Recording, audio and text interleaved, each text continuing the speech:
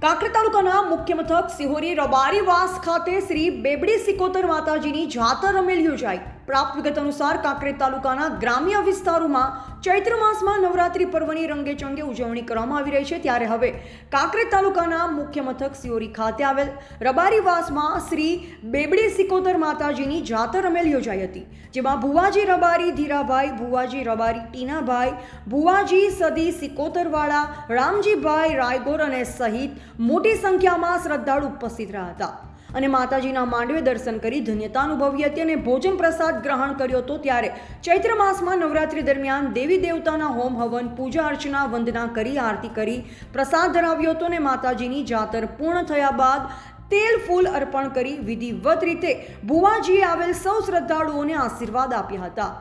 એવા જયંતિભાઈ ઠક્કર, સિહોરી, કાંકરેજ, જેબી ગુજરાત ન્યૂઝ।